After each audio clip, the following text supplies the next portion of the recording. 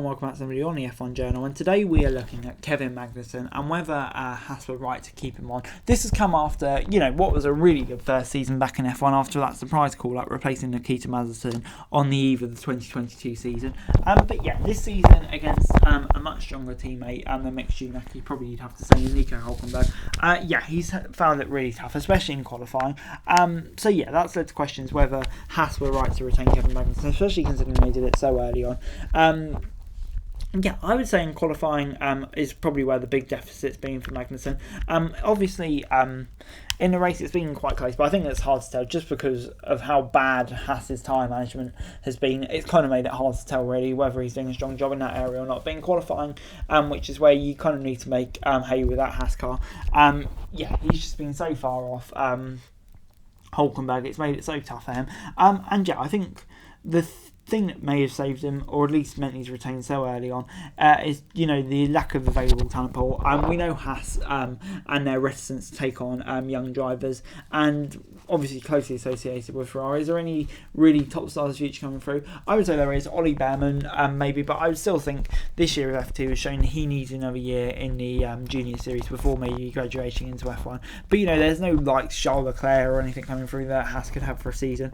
The experienced options are there too many alternatives? I don't really think there are. So in that way, I think the loyalty that Haas has shown to Kevin Magnussen, and Kevin Magnussen has shown for Haas as well, did kind of make it likely that he was going to be retained. But at the same time, with how much he's struggled so far this season, I think he'll admit that he's struggled a lot this season, that I'm surprised that Haas maybe have decided to go too soon rather than waiting for it to play out. Obviously it makes sense to renew Hülkenberg this early because his first season back, I didn't really know what to expect from him. I thought Magnussen would probably have the measure over him, to be honest, but it's been totally the opposite.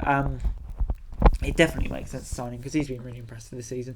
But for Magnussen, I don't know, I just kind of felt like so early into the season with so long ago, Haas could probably take their time over the decision because I couldn't see too many other teams rushing to sign Kevin Magnussen. Just wait to see what happens with the market. Obviously it seems like it's going to be a quiet one, before rushing into a decision, that's just kind of how I felt. But I think hopefully next year, if Haas can have a car that's kind of more suited towards Kevin Magnussen, we know what he can do. We know he's a very good F1 driver if he has a car that's suited for him. So hopefully that'll be the case this year, and next year, and this year will kind of just be a blip for him. For me, I don't know. I still think it will be the right decision to re-sign Kevin Magnussen for one more year and give it a year to see if he can improve. But if not, his seat is going to come under serious threat.